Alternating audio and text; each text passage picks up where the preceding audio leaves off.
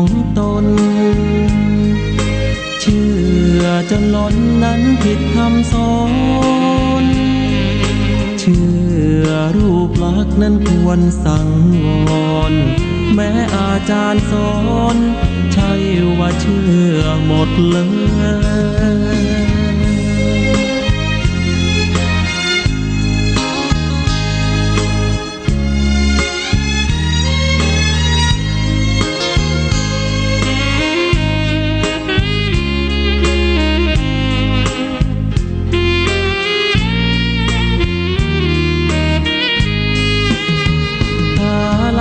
สูตรบทธรรมพระพุทธศาสตร์พระองค์วางวาดบทจดไม่ให้ไขว้เขวแนวคิดตามเหตุผลปนเปอาจมีโยเยเชื่อไปอาจไม่แน่นอนว่าตรงทฤษฎีของตนเชื่อจนล้นนั้นผิดคำสอนเชื่อรูปลักษณ์นั้นควรสังวรแม้อาจารย์สอนใช่ว่าเชื่อหมดเลย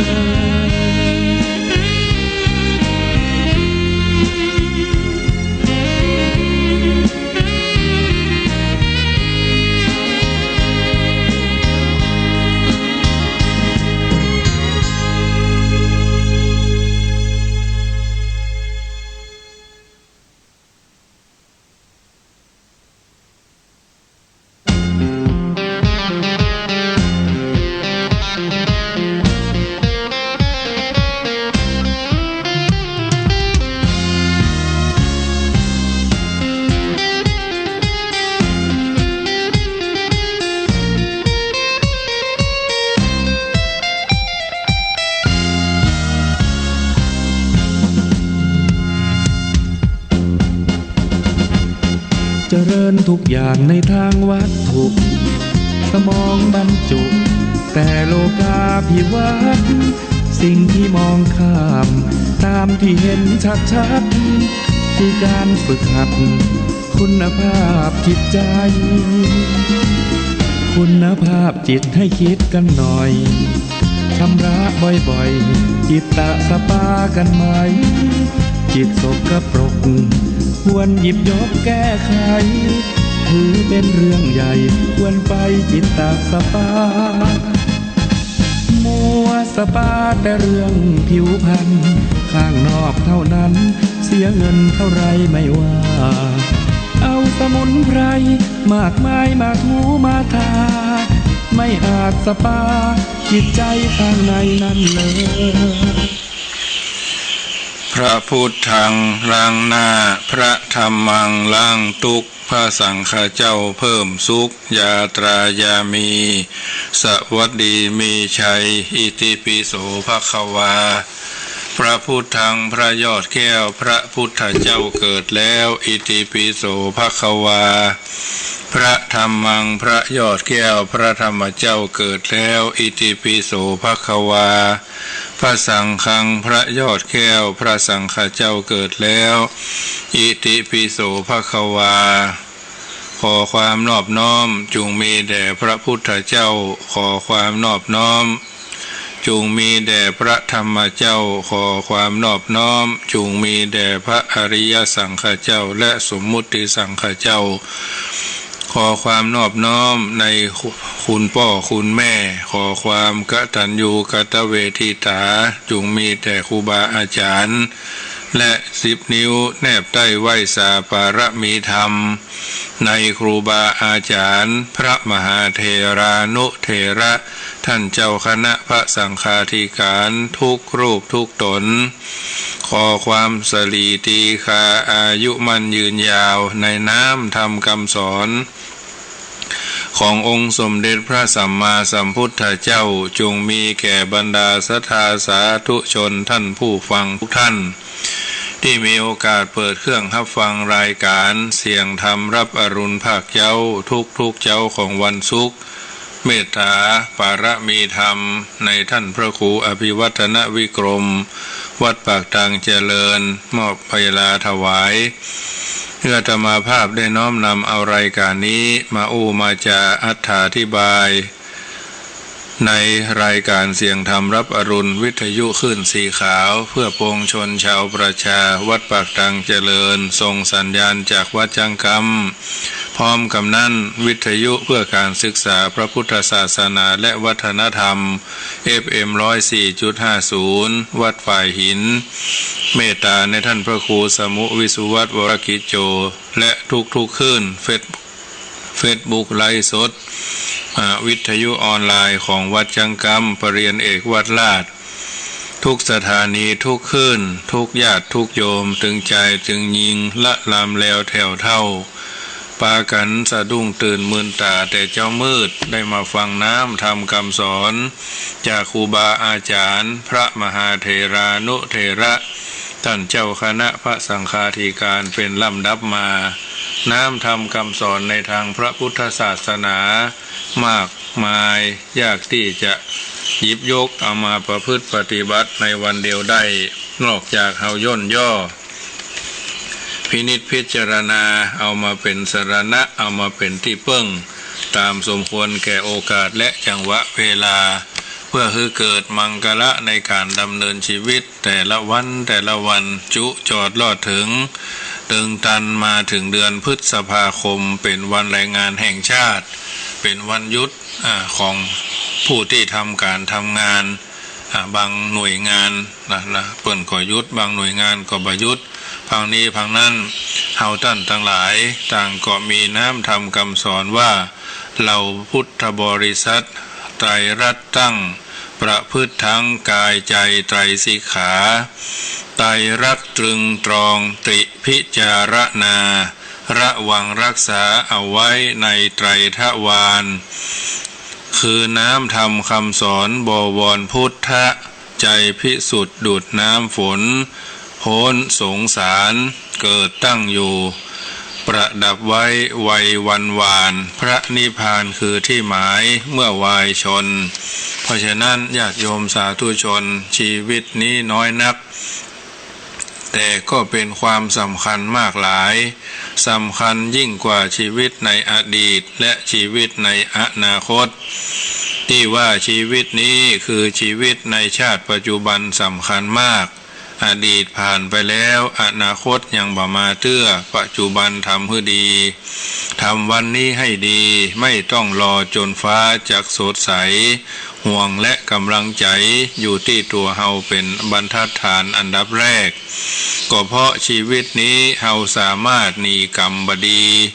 ที่ทำไว้ในอดีตได้และสามารถเตรียมสร้างชีวิตในอนาคตคือดีเลิศประเสริฐสีเพียงใดก็ได้หรือตกต่ำอย่างไรก็ได้ดีชั่วอยู่ที่ตัวทำสูงต่ำอยู่ที่ทำตัวรายการนี้นำเสนอโดยอัตมภาพพระมหาประสิทธธรรมาภินันโทวัดจังกำตำบลมะกอกอำเภอป่าซางจังหวัดละปูนญาติโยมก็ส่วนมากก็จำได้เป็นส่วนใหญ่เพราะฉะนั้น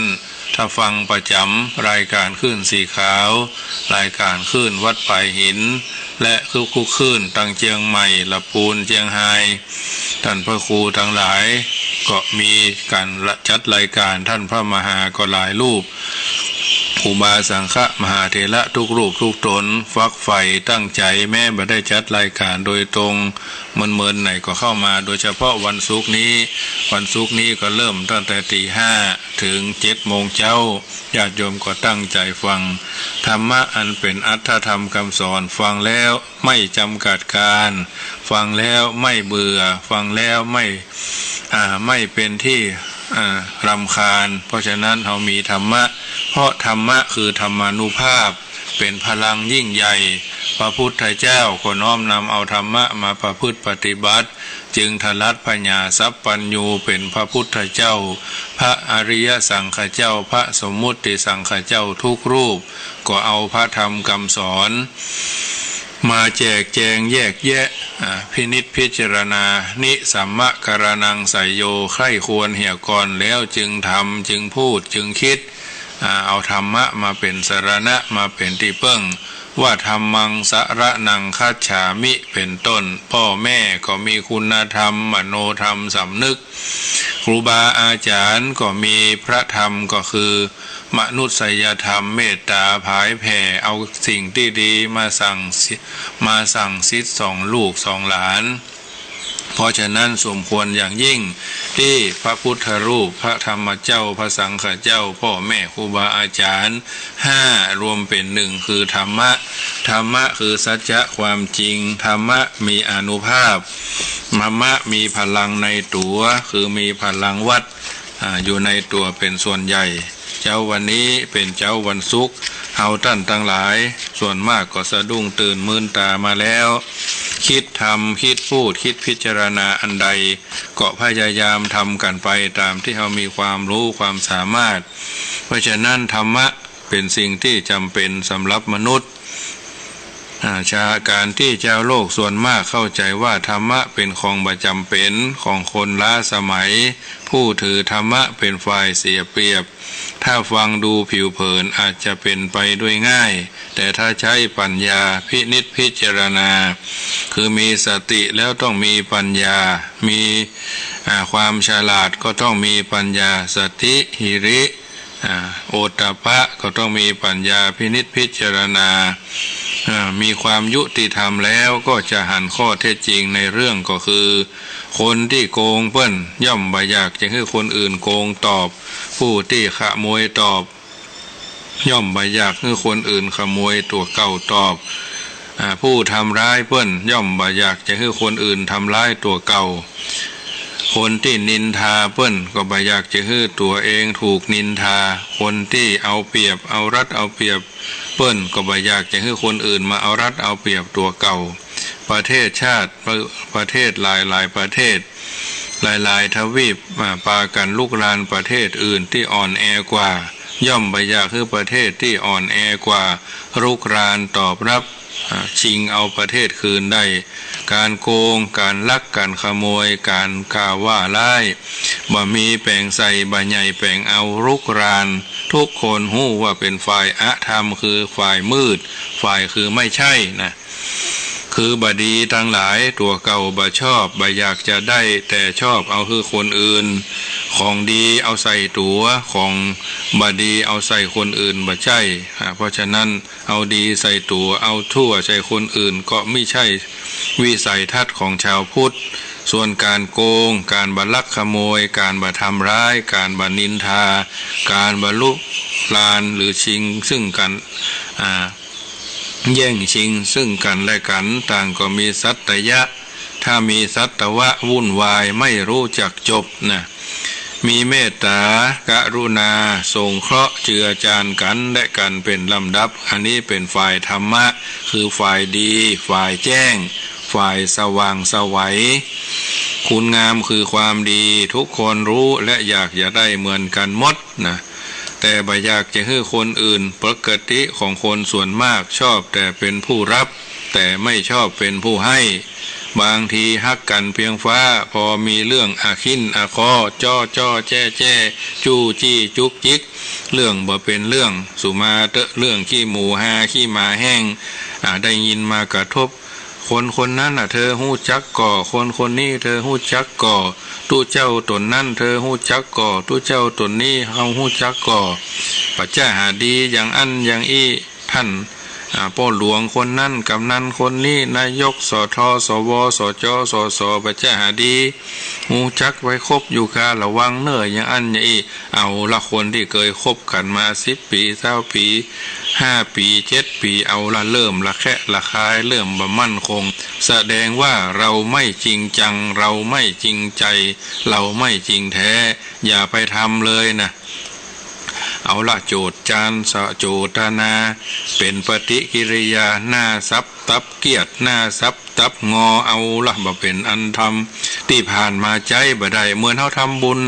เปิ้นว่ามึงเอานั่นไปตานขันเข้ามึงเอานี่ไปทำบุญที่วัดตู้เจ้ามันจะหาดีอย่างอันอย่างอี้จี้ม่อคิดติคิดว่าคนนั้นมาหามึงบ่ฮู้กะเธอบ่ฮู้ก็เอาละ หูอีกุมไปตาลเราอยากแสดงว่าไปสวรรค์แล้วปิกมาตกมรณะแหมก็มีการตกมรณะบอกว่าจะกายก็ตกได้ใจก็ตกได้กรรมก็ตกได้ญาติโยมอันนี้เป็นส่วนหนึ่งที่อาตมาภาพได้สาธกฟังให้ดีพระมหาประสิทธิ์รูปนี้ไปตามเนื้อผ้าแล้วก็มันสวดมนต์ภาวนาเพราะฉะนั้นคิดจะนินทาพระเจ้าพระสงฆ์จะไปติพระพุทธอย่าไปกระชุดพระธรรมอย่าไปทำลายพระสงฆ์มันเป็นบาปมันเป็นอกุศลกรรมพุทธบริษัทเท่านั้นต้องรักกันอยู่กันอย่างพี่ดีกันอย่างน้องปรองดองกันเหมือนญาติประเทศชาติก็เจริญรุ่งเรืองพระพุทธศาสนาก็สว่างไสวสว่างสะอาดสงบอยู่ในใจเฮาหรือไม่วันนี้เราคิดจะทำดีหรือยังวันนี้เราคิดจะพูดดีหรือยังวันนี้เราคิดจะตั้งใจทำดีหรือยังคิดทำพูดนะคิดทำพูดหรือยังในทางที่ดีเพราะฉะนั้นเช่นเดียวกับอำนาจคนอยู่คนทุกคนชอบใช้อำนาจแก่คนอื่นแต่บ่ชอบเพื่อคนอื่นใช้อำนาจแก่ตัวก็เพื่อข้อเท็จจริงมีอยู่ว่าแต่เป็นแม้แต่คนโกงหมู่ธรรมทั้งหลายคนบดีทั้งหลายก็ยังต้องการความเป็นธรรมคือการบ่โกงตอบด้วยเหตุผลนี้ธรรมะยังเป็นสิ่งจำเป็นแก่มนุษยชนมนุษยชาติมนุษย์ทุกผู้ทุกนามละลามแล้วแถวเท่าตึงใจตึงยิงมนุษย์ผู้มีธรรมะยังเป็นคนสมัยใหม่และเป็นคนประจำกัดการเก่าก็เป็นคนมีธรรมะใหม่ก็เป็นคนมีธรรมะบ่ใจจะยุบก็จะละก็เสียดายและเป็นคนจำเป็นธรรมะเป็นและเป็นคนจำเป็นแก่เพื่อนมนุษย์อยู่ตลอดเวลาหมู่ธรรมเป็นอยู่ได้อย่างใดหมู่ธรรมคือคนชั่วทั้งหลายมีความสำราญอยู่ได้ก็เพราะว่าบารมีเก่ากรรมเก่าเวรเดิมเขายังมีอยู่ญาติโยมท่านผู้ใดไผผู้หนึ่งยังอยู่ในภวังค์แห่งการที่ถูกสิ่งเหล่านั้นมากระทบส่งที่สิ่งเหล่านั้นมาข่มเหงเต็งแป้ข่มเหงเต็งข่มเหงคือมีความวิตกกังวลบ่ได้ความยุติธรรมก็จะไปอนาทรห้อนใจนะปล่อยมันเตอะว่าง่าวก็จังเตอะว่าเซอะก็จังเขาศีลธรรมในใจของเฮาบ่ไหววันเซิงบ่เซิงบ่เนิ่งก็จังมันสวดมนต์ไหว้พระสวดมนต์เป็นยาทาภาวนาเป็นยากินญาติโยมเพราะฉะนั้นถ้าเฮาคิดจะเป็นผู้นำขอให้ทำในทางถูกต้องนะบางอย่างต้องใช้เวลาบางอย่างต้องใช้ความคิดบางอย่างต้องคิดอย่าก่อนแล้วก็ทำพระเดชพระคุณท่านเจ้าคุณพระสุพรหมยานเถรอุบาเจ้าพรหมาพรหมจักโกอดีตเจ้าอาวาสวัดพระพุทธบาทตากผ้ามหาเถราจารย์ผู้ทรงวิปัสสนาญาณภาคเหนือรูปหนึ่งผู้ทรงศีรสุตาธิคุณของมวลศิษยานุศิษย์ในทิศทั้งสี่ของทวยเทพเทวาสอนเอาไว้ว่าคนโง่เอาใจไว้ที่ปากคนฉลาดเอาปากไว้ที่ใจอันนี้เป็นความเป็นอยู่ของหมู่ธรรมเหมือนกาฝากธรรมดากาฝากที่เป็นอยู่ได้ก็เพราะว่าอาศัยดูดอาหารนะเป็นปีงเป็นตากเป็นกาฝากอาศัยจากคนมันเสาะหากินบัจหาได้มันต้องดดใส่คนนั้นดดใส่คนนี้บัจเจว่ามาลายเจ้ากินข้าวลายไหลักษณะนั้นมันดูดมันดื่มเอาอาหารจากต้นไม้ปีงตากเรือบลิ้นยุงก็เหมือนกันกินเลือดคนนั่นไปกินคนนั่นอยู่เรื่อยเพราะฉะนั้นเราไม่ใช่คนประเภทนั้นก็ไม่ต้องไปใส่ใจนะไม่ใช่เรื่องของตัวบ่ต้องไปควักขี้หูถามหาหากจะมีแต่กาฝากอย่างเดียวจะเป็นอยู่ได้อย่างใดถ้าบ่มีต้นไม้เพื่อให้มันเกาะเพื่อให้มันดูดเพื่อให้มันได้กินสิ่งต่างๆเหล่านี้ เพราะฉะนั้นทำนองเดียวกันหากจะมีแต่พวกอาธรรมหมู่เดียวจะเป็นอยู่ได้อย่างใดคนโกงอยู่ได้ก็เพราะว่ามีคนดำรงความยุติธรรมอยู่ถ้าทุกคนต่างจับอาวุธมาประหัตประหารกันสภาพของโลกก็เป็นอยู่อย่างเดียวนี้แล้วนะคนโกงยังรับผลประโยชน์อยู่ก็เพราะว่าคนอื่นบ่โกงตอบผู้ร้ายฆ่าคนได้สมประสงค์อย่างที่เฮาหันก็เพราะว่ามันมีคนบ่ประทุษร้ายบ่ฆ่าตอบคนชุกชิงวิ่งราวได้ก็เพราะว่ามันมีคนที่เพิ่นกระทำสัมมาอาชีพอยู่คือมันได้ทำโลกนี้ชิบหายเพราะอาธรรมเป็นอยู่ได้เพราะธรรมะมนุษย์อาจจะพอหันอาธรรมกำอำนวยผลมันเป็นระยะสั้นนะคิดยาวสาวกว้างมืนตากว้างพอตางไก่เป็นความสุขความสำราญได้เพราะผลอาธรรมมีการโกงเป็นต้นสามารถทำให้คนโกงดำรงชีวิตอยู่ด้วยความสุขได้แต่อย่าลืมว่าผลของอาธรรมคือความบดีนี้ดำรงอยู่ได้ในเวลาอันจำกัดเหมือนคลื่นวิทยุเหมือนคลื่นWi-Fi เนาะ Wi-Fi ก็ดีอินเทอร์เน็ตก็ดีมันก็อย่าอยู่ช่วงระยะหนึ่งเหมือนข้อความในแชทในไลน์ที่เฮาตั้นทั้งหลายใจอยู่3 วัน 4 วันมันก็ว่าข้อมูลเดิมมันก็ลบลางห่างหายไปในที่สุดเพราะมันเป็นของบัจีรังยั่งยืนเป็นของบัดแท้เหมือนสตางค์ปลอมใบ100ใบ500ปลอมที่มันระบาดใบปันก็ปลอมที่มันระบาดเป็นบางช่วงเอาออกมาใช้ก็ได้เหมือนกันแต่ได้ใช้ช่วงระยะเวลาไม่นานเท่าไหร่ก็จะถูกเขาจับได้ไล่ทันนะไม่นานคงจับได้ว่าเป็นของปลอมของปลอมคือของบัดแท้ของแท้ก็คือของที่มันบ่ปลอมหรือเหมือนยาพิษที่เคลือบด้วยน้ำตาลคงหวานอยู่ได้ไม่ในเวลาอันจำกัดเพื่อมดน้ำตาลแล้วก็เป็นอันตรายแก่ชีวิตตามสภาพของมันญาติโยมธรรมะคืออะหยังเมื่อสรุปความมาตั้งตีมานี้คงได้ความหมายของคำว่าธรรมะได้หลายอย่างหลายต่างกันก็คือธรรมะคือสิ่งที่เฮาต้องการให้คนอื่นประพฤติปฏิบัติต่อเฮาเช่นเมตตาปรารถนาดีความสุขคือแก่กันและกันเป็นต้นธรรมะคือความจริงหรือของจริงทนต่อการเพ่งพิสูจน์สิ่งใดดำรงอยู่บ่เมินเกิดและดับเวยย่อมบ่ถูกความครอบงำธรรมะสิ่งที่เป็นไปโดยธรรมะเท่านั้นจึงจะดำรงอยู่ได้เมินความจริงเท่านั้นบางอย่างความจริงต้องใช้เวลาใจหัวคิดใจมือทำใจพิจารณาธรรมะคือหลักของใจเอาเป็นหลักใจเป็นหลักบ้านหลักเมืองคือหลักใจธรรมะคือหลักใจเช่นความเพียรเป็นเครื่องประคองใจคือเกิดความบากบั่นบ่ท้อถอยท้อได้แต่อย่าถอยถ้าเมื่อไรคิดจะถอยก็ขอให้ถอยป้ายแดงสถิตเสถียรรอบคอบสถิตเสถียรตั้งมั่นประคับประคองใจให้ละเอียดถี่ถ้วนการทำงานบ่ผิดพลาดเป็นต้นธรรมะเป็นอาหารของใจจีนป่าอาหารเป็นอาหารของกายเป็นอยู่ได้เพราะอาหารมีร่างกายมีจิตใจใจก็เป็นอยู่ได้ก็เพราะอาหารคือธรรมะฉันนั้นธรรมะเป็นของจำเป็นแก่มนุษย์ทุกจำพวก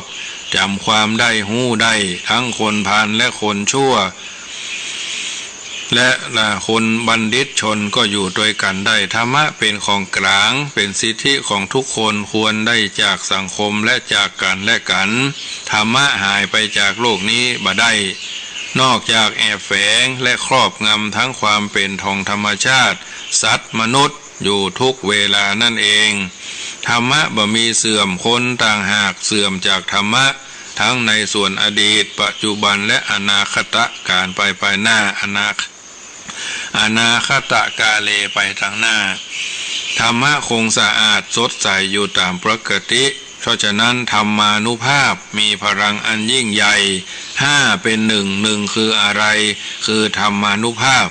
อำนาจอื่นย่อมไม่มีนอกจากอำนาจ อันเป็นธรรมะผู้ใดใช้ธรรมใช้อำนาจบ่เป็นธรรมปกครองวัดบ่มีธรรมปกครองบ้านบ่มีธรรมปกครองอำเภอบ่เป็นธรรมปกครองจังหวัดบ่เป็นธรรมปกครองประเทศชาติบ่เป็นธรรมปกครองพระพุทธศาสนาบ่เป็นธรรมผู้นั้นจะมีอำนาจอยู่ได้บ่เมินต้องใช้เวลาระยะทางพิสูจน์ม้ากาลเวลาพิสูจน์คนบุญกุศลคือคุณงามความดีย่อมพิสูจน์คนที่ตั้งใจจะทำจริงทำจังและทางแท้รักจริงรักจังและก็รักแท้รักแบบเคารพนับถือเชิดชูหมู่คณะไปได้นานญาติโยมสาธุชนทั้งหลายแล้วย่อมเป็นเครื่องเสริมความสุขถ้าได้มาโดยอธรรมแล้วย่อมเป็นเครื่องทำลายความสุขสิ่งที่ควรดำรงอยู่ได้นานย่อมเป็นไปตามทำนองครองธรรมเท่านั้นจงดูพฤติการของโลกโดยระยะเวลาอันยาวจะหันว่าหากไม่สามารถมีฝ่ายดำรงธรรมมาปราบอธรรมแล้วอธรรมจะปรามอธรรมในให้ราบเรียบไปเองในที่สุดและฝ่ายดำรงธรรมจะเข้ามาครอบครองโลกได้ง่ายดายเป็นเมื่อฝ่ายธรรมะครองโลกแล้วผู้ไร้ธรรมะก็จะประสบความฉิบหายย่อยยับอับสูญไปในที่สุดอย่าได้สงสัยเลยว่าการโกงเอารัดเอาเปรียบการใช้อำนาจเอาเป็นธรรมเป็นความทุจริตทั้งหลายดำรงอยู่ได้เมินธรรมะย่อมบรักษาอธรรมโลกจะประสบสันติสุขสมบูรณ์เพราะธรรมานุภาพเท่านั้นญาติโยมสาธุชนท่านผู้ฟังทั้งหลายอันนี้เป็นรายการเสียงธรรมรับอรุณภาคเย้าอาตมาภาพพระมหาประสิทธิ์ธรรมาภินันโทวัดจังกำตำบลมะกอกอำเภอป่าซางจังหวัดลำพูนน้อมนำเอารายการธรรมะมาเกริ่นมาอู้มาอธิบายสาระสาธยายให้ญาติโยมได้ฟังแล้วคิดไปด้วยฟังแล้วพิจารณาไปด้วยว่าเท็จจริงแค่ไหนบ่ต้องไปมองในที่อื่นคือไก่มองใกล้ไปหาไก่ผมขนเล็บฟันหนังตาจมูกลิ้นกายใจวันนี้เป็นจะใดเจ้ามาสะดุ้งตื่นมึนตาได้ยินท่านพระครูได้ยินท่านอาจารย์นันวัดพระธาตุดอยน้อย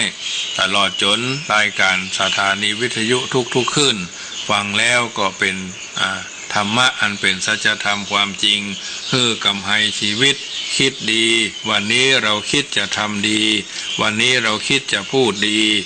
ตั้งใจแล้วหรือยังเพราะฉะนั้นธรรมะเป็นสัจธรรมความจริงที่เราทุกคนทุกท่านจำเป็นจะต้องสร้างเสริมเพิ่มเติมคือเกิดในตัวในตนเราเป็นลำดับต่อไปเพราะฉะนั้นน้ำธรรมคำสอนในทางพระพุทธศาสนาฟังไปพิจารณาไปบางอย่างจ้าก็ปรับให้มันดีขึ้นตามสมควรแก่เวลาอาจจะมันดีอยู่แล้วก็รักษาดุลยภาพสถานภาพของมันไว้ได้ตลอดเวลา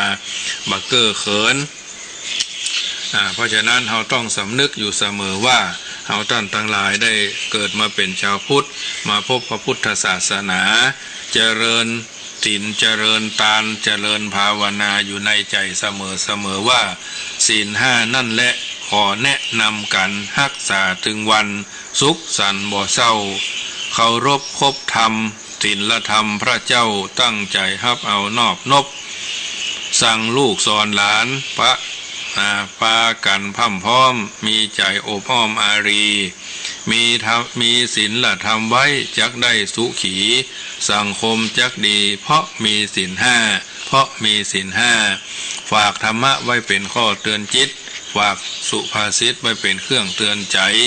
ว่าเฮาท่านทั้งหลายหมั่นพิจารณาเสมอว่า10จ้า20จ้าอย่าไปจ้ายังหอย10ฝอย20ฝอยฝอยสิ่งที่ดีมีประโยชน์10โคด20โคดอย่าไปโคดในหน้าที่การงาน10ผ่าน20ผ่านอย่าไปผ่านพ่อผ่านแม่10ทวง20ทวงอยู่ในจะไปเป็นคนทวงความเจริญ10เกิน20เกินอย่าไปเกินตาจั่ง10ฟัง20ฟังฟังทำคุณงามความดี 10มีสาวมีคือมีศีลมีธรรม10นำสาวนำอย่านำไปในทางที่เปรี้ยว10แอวสาวแอวอย่าไปแอวกลางคืน10อื่นสาวอื่นอย่าไปอื่นหาค้อน10ฟ้อนสาวฟ้อนคือฟ้อนมีเจิงมีลาย10อายสาวอายคือละอายต่อบาป10กราบสาวกราบคือกราบแบ่งเป็นจังคประดิษฐ์10พิษสาวพิษอย่าไปพิษศีลพิษธรรมอันนี้เป็นสัจธรรมที่บัณฑิตนักปราชญ์ผู้มีความเฉลียวฉลาดกระทำกันมาแล้วเป็นเวลาช้านานและก็เนิ่นนานเฮาอยู่ในสังคมแห่งการอยู่ร่วมวัดบ้านโรงเรียนช่วยกันพัฒนาวัดจะรุ่งเรืองอุดมเพราะโยมช่วยวัดจะสดสวยเพราะแลงามเหมาะเพราะโยมช่วยหนุนวัดจะเป็นสีสง่าเพราะมหาศรัทธามาค้ำมาจุนช่วยเกื้อกูลด้วยแรงจิตคิดเมตตาวัดจะเด่นเพราะเป็นแบบอย่างทางธรรมะผู้ที่เป็นพระผู้สนใจไตรสิกขาวัดจะตั้งอยู่ได้เหมาะเพราะศรัทธามีศรัทธาบำรุงวัดไม่ขัดกันสัจจังเวอมตาวาจาวาจาจริงเป็นสิ่งบัดตายเฮาท่านทั้งหลายช่วยกันค้ำจุนอุดหนุนสนับสนุนให้การกรุงรุ่งเรืองไปตามโอกาสและจังหวะเวลาเฮาท่านทั้งหลายหูว่าบัดเดี๋ยวนี้เฮาเป็นไผเฮาก็เป็นพ่อที่ดีเป็นแม่ที่ถูกเป็นลูกที่กตัญญูเป็นศิษยานุศิษย์ช่วยค้ำจูครูบาอาจารย์เพราะฉะนั้นลูกศิษย์โชวัดลูกสัตว์โชเจ้าของลูกน้องโชเจ้านายลูกแม่ยิงป้อใจโชป้อโชแม่เพราะฉะนั้นเป็นอันยังป้อก็เป็นป้อที่ดีเป็นแม่ก็เป็นแม่ที่ดีเป็นลูกก็ลูกที่ดีลูกบ่าวลูกสาวที่ดีศิษยานุศิษย์ครูบาอาจารย์ก็เป็นคนที่มีดีต่อกันดีบวกดีบวกดีไปเรื่อยๆก็จะเป็นอภิมหาอมตะนิรันดร์การในความดีบัณฑิตจึงกล่าวเอาไว้ว่าเป็นน้อยบ่ดีเป็นพ่ออาจารย์เป็นนานบ่ดีเป็นจ้างซอเป็นสอปตบ่ดีลูกกันเป็นใหญ่เป็นลูกสะใภ้บ่ดีเถียงพ่อผัวแม่ผัวเป็นผัวบ่ดีไปไหนกับน้องเมียเป็นไอ้เสือบดีเชื่อใจตำรวจเป็นตำรวจบดีเชื่อใจไอ้ขี้ยาเป็นพ่อก้าแม่ก้าบดีเชื่อใจคนแปะเป็นท่าแนะบดีเชื่อใจท่านายเป็นหนี้หลายบดีฆ่าตัวตายละหนี้เป็นเทพีบดีเชื่อใจพี่เลี้ยงหลายเป็นคนตายบดีเป็นศพบ่มีญาติเป็นพยาธิอาพาธบดีเป็นโรคเอดส์และมะเร็งกึดอันอย่างมันเซ็งคือเป็นตัวของเฮาเองดีกว่าสบายญาติโยมสาธุชนท่านผู้ฟังทั้งหลายธรรมะคือความจริงธรรมะคือสัจจะที่เฮาท่านทั้งหลายได้กระทำบำเพ็ญกันมาอยู่แล้วเป็นประจำธรรมะคือสัจธรรมที่เกิดในตัวในจิตในใจเฮาอยู่เป็นประจำแล้วก็พยายามทำตัวทำตนเพื่อเป็นคนดีบ่ต้องอันอย่างหลายอยู่ด้วยกันมากคนก็มากความมากคนก็มากเรื่องแยกแยะแจกแจงอยู่บ้านท่านอย่านิ่งเดียวดายอยู่กันอย่างพี่ดีกันอย่างน้องปรองดองกันเหมือนญาติทำวันนี้ให้ดีแล้วเฮาท่านทั้งหลายการอยู่ในสังคมมันถึงมีสัพพะคนดีก็มากหลายคนให้ก็มากนักเปิ้นจึงบอกว่าคนขี้เล่นทำอะไรกลายเป็นขี้คนจู้จี้ทำอะไรมักล้าหลังคนจองหองทำอะไรไม่ระวังคนอยากดังทำอะไรละลายลงคนบ้าทำอะไรมักไม่ผิดคนสิ้นคิดทำอะไรไม่สมหวังคนถอยทำอะไรไม่จีรังคนขี้อ้างทำอะไรไม่มั่นคงคนโง่ทำอะไรมักผิดพลาดคนขี้ขลาดทำอะไรไม่เป็นผลคนมักง่ายทำอะไรตามอารมณ์คนโสมมทำอะไรไม่มีดีคนมักได้ทำอะไรเห็นแก่ได้คนใจร้ายทำอะไรร้ายเสมอคนงี่เง่าทำอะไรมักเผลอเลอเป็นคนทำอะไรสบายเพราะฉะนั้นญาติโยมสาธุชนพ่อออกไม่ออกทั้งหลาย น้ำทำคำสอนส่วนนี้มอบเป็นปฏิกระแต่โยมพ่อโยมแม่โยมพี่โยมอ้ายโยมน้องโยมนุ่งโยมลูกโยมหลานทั้งหลายที่ได้สะดุ้งตื่นเมือนตามาฟังรายการนี้ก็ขอเอาธรรมะเป็นสัจธรรมความจริงบางท่านจะมีวันคล้ายวันเกิดวันนี้ก็ขอเอาธรรมะเป็นของขวัญอันล้ำค่าธรรมะคือยาใจธรรมะคืออาหารใจคือธรรมะคือพลังอันยิ่งใหญ่ที่จะก้าวพ้นวิกฤตการณ์วันนี้บ้านเมืองวิกฤตการณ์ไปด้วยโรคโคโรนาโควิด-19เอาก็ท่านทั้งหลายก็ทำไปตามกฎกติกาที่บ้านเมืองเพิ่นประพฤติปฏิบัติกันอันใดเอาก็พยายามทำกันไปเพราะนั้นถือว่าสมบัติในชีวิตของเฮานั้นเพิ่นบอกว่าเกิดบนกองดินหากินบนกองงานสุขสำราญบนกองเงินกำลังเดินไปสู่กองฟอนแล้วนอนบนกองไฟเหลือไว้แต่กองกระดูกนะไว้เป็นตายแน่นั่นแหละคำพิศนาธรรมนะเกิดบนกองเงินเกิดบนกองดินกินบนกองงานสุขสำราญบนกองเงินกำลังเดินไปสู่กองฟอนแล้วนอนบนกองไฟเหลือไว้แต่กองกระดูกอารมณ์ลบทุกชนิดจะทำร้ายเฮาก่อนที่จะทำร้ายคนอื่นเสมออารมณ์บวกทุกชนิดจะให้พรเราก่อนที่จะให้พรคนอื่นเสมอเช่นกันอันนี้เป็นสัจธรรมที่ท่านกล่าวเอาไว้ก่อนไกลเอามาสาธกยกให้ญาติโยมฟังเท็จจริงแค่ไหนก็ไตรตรองให้ดีวันนี้วันศุกร์ญาติโยมสุขเอ๋ยสุขสว่างจะพบทางสู่ธรรมนำกุศลจิตสงบพบสุขกันทุกคน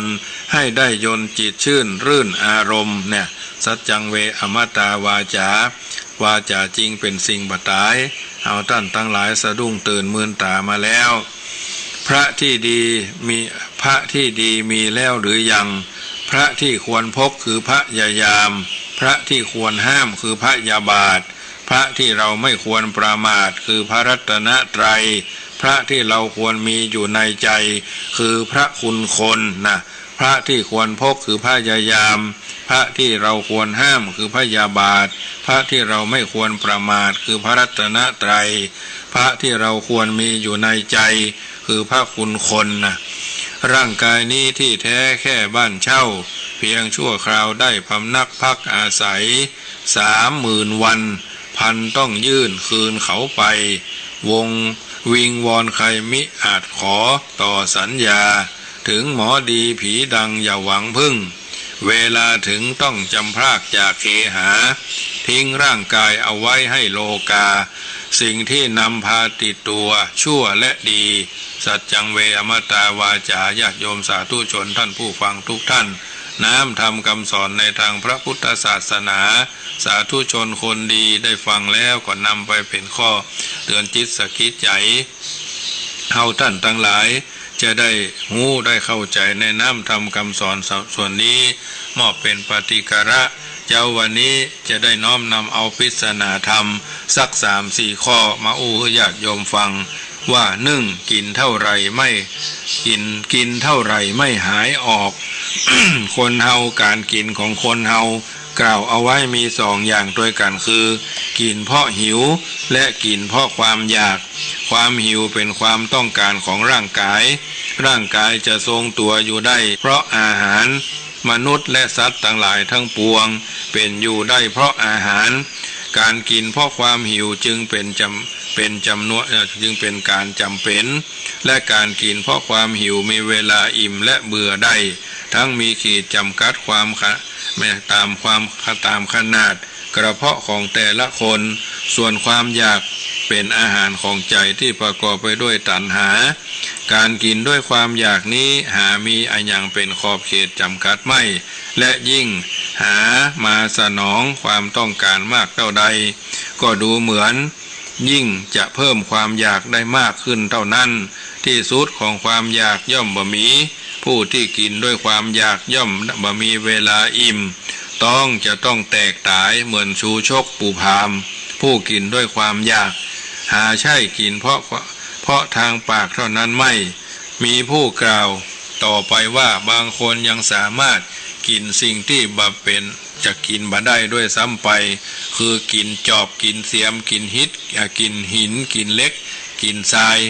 กินตึกกินถนนกินยางบะตอยกินรถกินเรือเป็นต้นไฟบะอิ่มเฉพาะเชื้อทะเลบะอิ่มด้วยน้ำฉันใดคนที่โลภตัณหาบะอิ่มในสิ่งใดๆฉันนั้น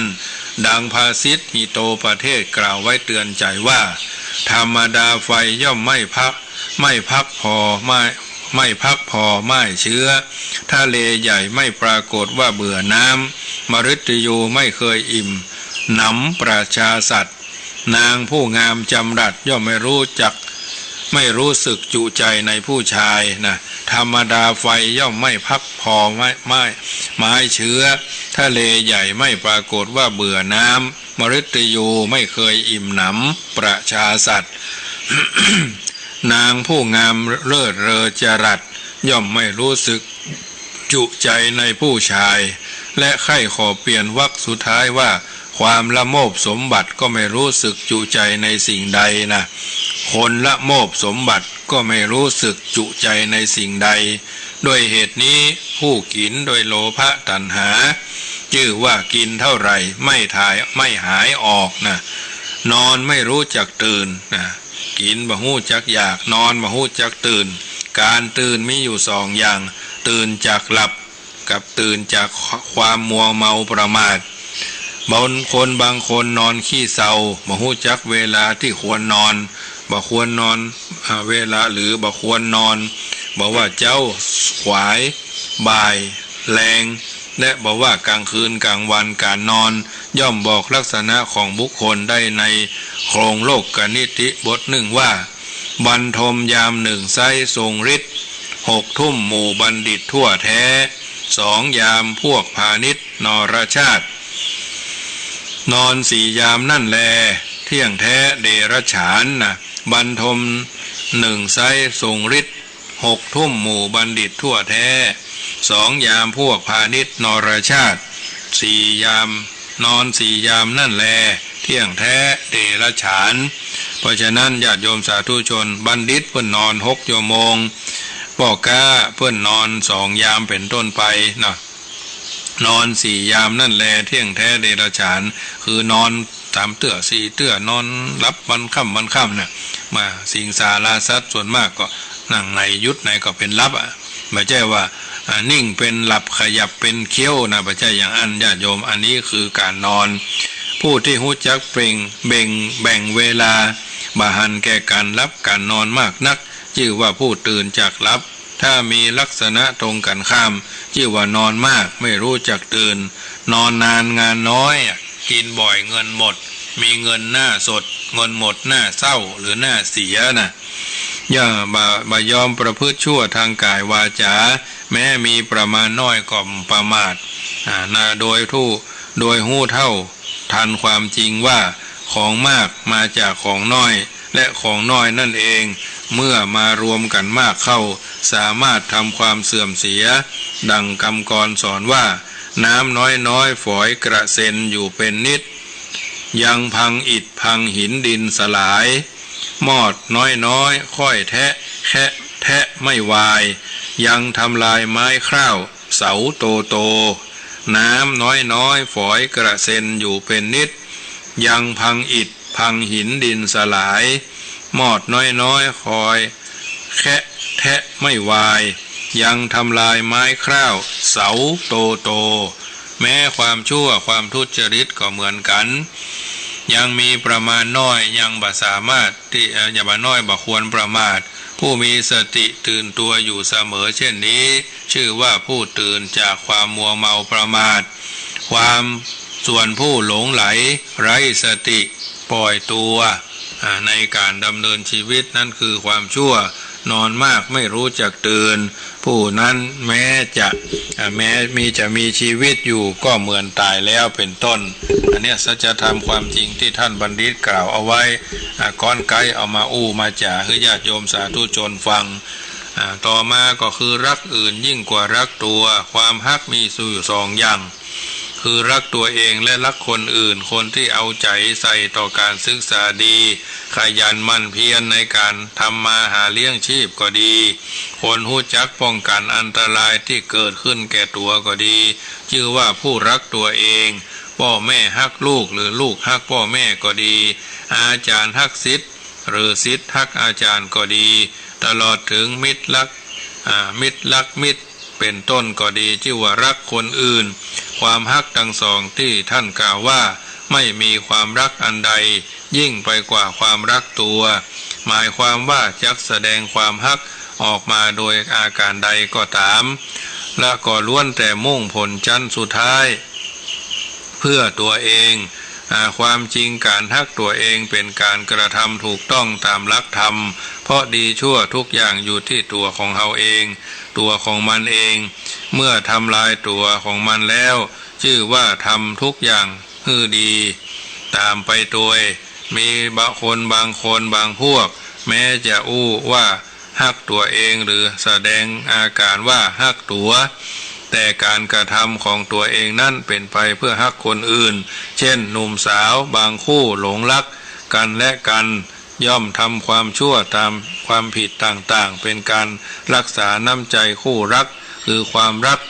ความเคารพความเชิดชูและการคือความไว้วางใจแบ่งปันสิ่งที่มีอยู่ในใจซึ่งกันและกันที่เรียกว่าความรักทำให้คนตาบอดคือพอบาหันเหตุผลที่ถูกต้องนั่นเองธรรมชาติกับธรรมะมันบ่ค่อยจะไปในเดียวกันไปคนละอย่างแต่หู้จักแยกแยะพ่อแม่บางคนเป็นห่วงลูกฮักลูกกลัวลูกจะอดกลัวลูกจะบาเทียมไหลคนอื่นสู้อุตส่าห์ตากตำทำงานแม้จะผิดถูกอย่างใดก็บ่เข้าคำนึงถึงคนหรือคนเฒ่าคนแก่บางคนมัวเมาห่วงลูกห่วงหลานจะไปวัดไปวาไปทำคุณงามความดีจะไปนอนวัดจะไปกินไปตาลโอ้ได้ดูลูกได้ดูหลานเลี้ยงลูกใบใหญ่กองใหญ่มาแล้วก็เลี้ยงหลานบ่พอไปเหลนบ่ได้ไปไหนแล้วเปิ้นไปได้ของดีก็บ่ได้เปิ้นไปได้สะเครื่องสบายใจก็บ่ได้ก็เปิ้นหาโอกาสบ่ได้ตลอดชีวิตเหล่านี้เลือกว่ารักผู้อื่นยิ่งกว่ารักตัวเพราะฉะนั้นญาติโยมสาธุชนข้อควรกลัวกับกล้าของควรกลัวกับกล้ามีอยู่สองอย่างกล้าในสิ่งที่ควรกล้ากลัวในสิ่งที่ควรกลัวอย่างเพิ่นว่าปัจจุบันวันเนี้ยเฮาทั้งหลายระวังโลกนั้นโลกนี้บางอย่างมันบ่ใช่มาหาเฮาเตื้อเฮาก็พยายามรักษาสุขภาพเฮาทั้งหลายเป็นอันดับแรกอยู่รอดปลอดภัยจะมีความสุขกายสบายใจเป็นลำดับไปเจ้าวันนี้รายการเสียงธรรมรับอรุณภาคเจ้าชั่วโมงที่1ก็ใกล้จะหมดแล้วญาติโยมสาธุชน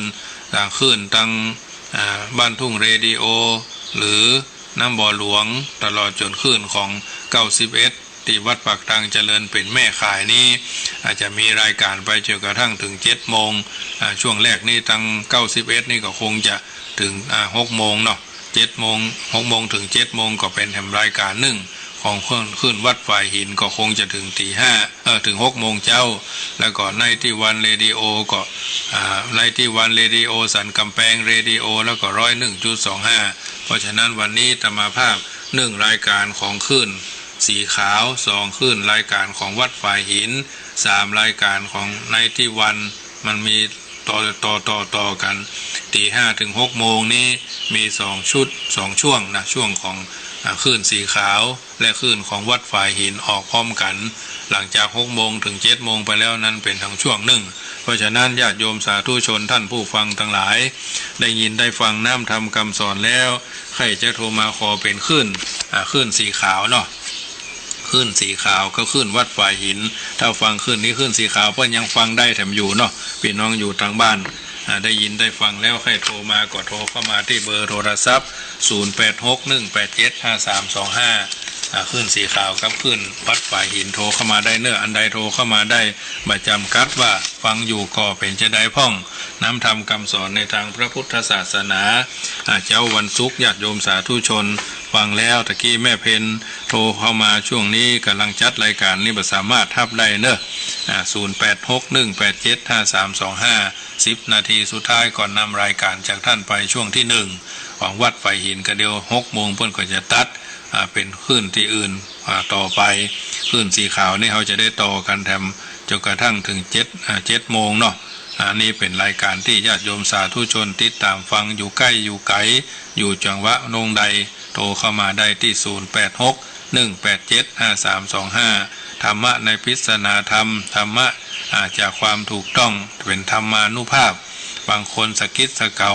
ถือว่าเป็นการทบทวนบทเรียนที่เฮาเฮียนกันมาแล้วครับนับถือพระพุทธนับถือพระธรรมนับถือพระสงฆ์ที่ครูบาสังฆมหาเถระเพิ่นได้กระทำบำเพ็ญกันอยู่แล้วเจริญพร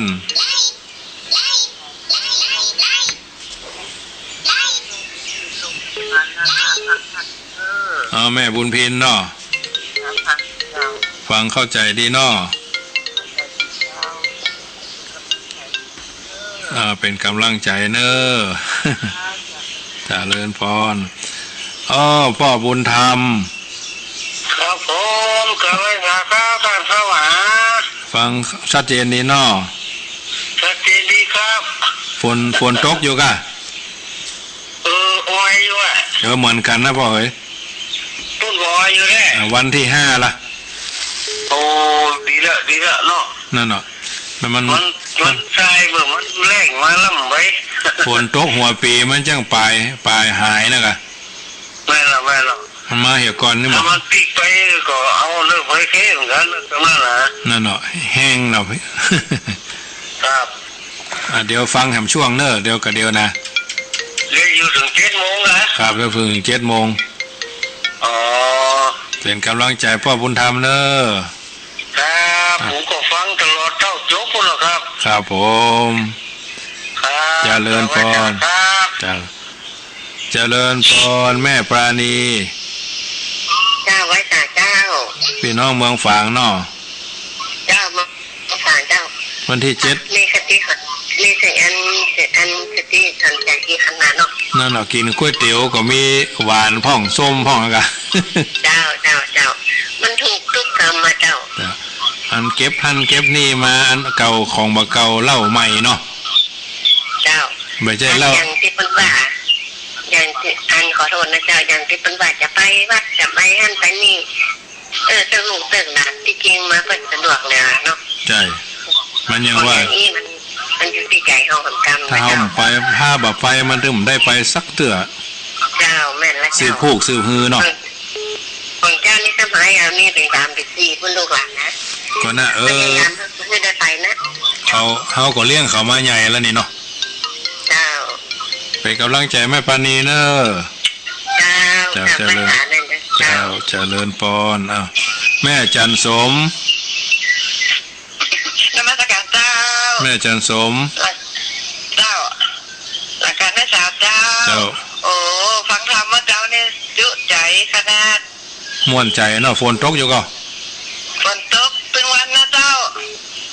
ทำไมเมืองฝางนี่ได้ฉันเฮ็ดพอไปแล้วเจ้าออกแล้วกันออกแล้วเจ้าออกตั้งใต้พุ่นอยู่วันที่7นี่พยายามจะไปให้ได้นะที่เพิ่นจะไปทอดพระป่ากันนั่นน่ะเจ้าเพิ่นก็ล่างฮู้จักเฮาอยู่กันเพิ่นก็ล่างฮู้จักเฮาอยู่กันฮู้จักกับเจ้านิมนต์มานะเจ้าจะโมทนาเด้อเจ้านมัสการเจ้ากำลังใจเจ้าเจริญพรโยมแม่บ้านอำเภอแม่ออนไหว้ป่าเจ้าท่านเก็บเห็ดถอบแล้วกันมามีเจ้ายังมาออกเจ้าออกกาดปุ่นเนาะเจ้าเอาเป็นกำลังใจให้แม่ก็โต๊ะเป็นวันที่5แล้วแม่มิดมอดมันหมอกไก่หลังลิงเนี่ยกะเหมือนเดียวกันนะเจ้าเดี๋ยวนี้ก็ออยมันแม่แต่ท่านก็น่ะงัวนี่เป็นหลังจองควายเป็นหลังจองหมดอะเป็นกำลังใจให้แม่เนอะเจ้าท่านแม่ตั้งเป็นกำลังใจท่านเนอะท่านเนอะเจ้าเจริญพรเจ้าไหว้ศาสตร์เจ้าเจริญพรกราบนมัสการพระมหาเจ้าไผ่นี่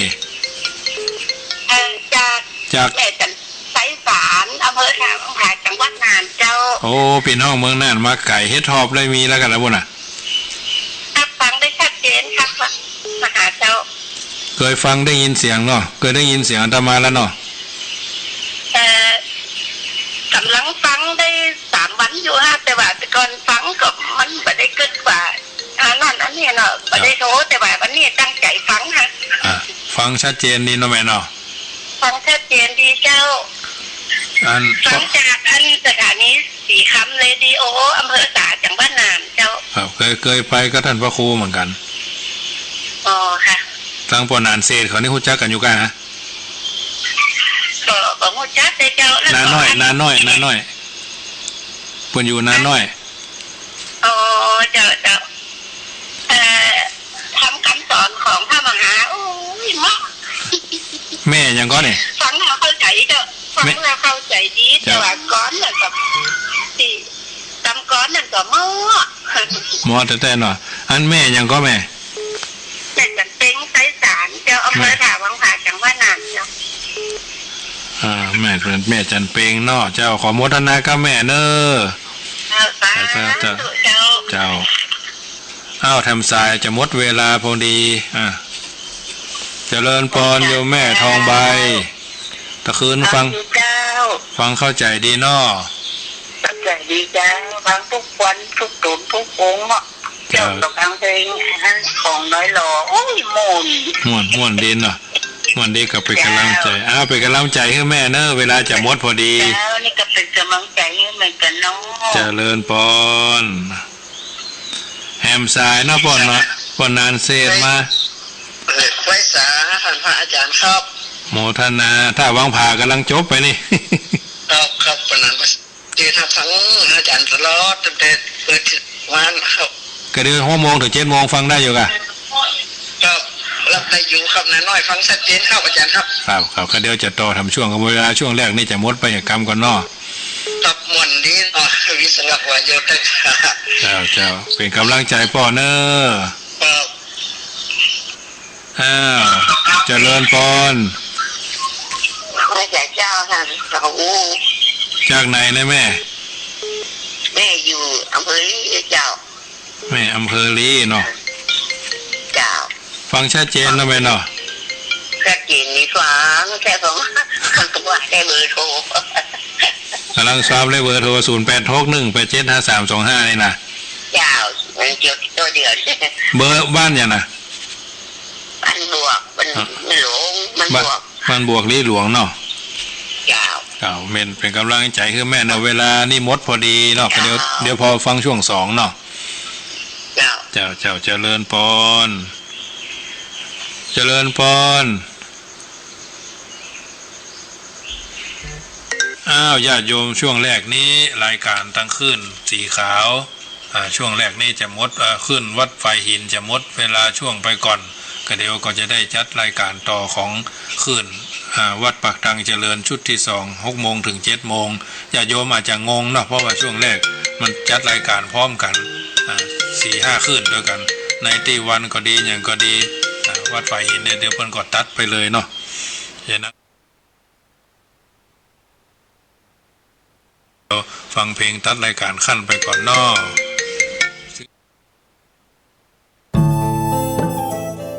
ท่านกำลังติดตามรับฟังสถานีวิทยุกระจายเสียงพระพุทธศาสนาแห่งชาติและสังคม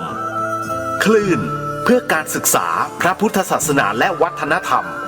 ระบบ FM 104.5 เม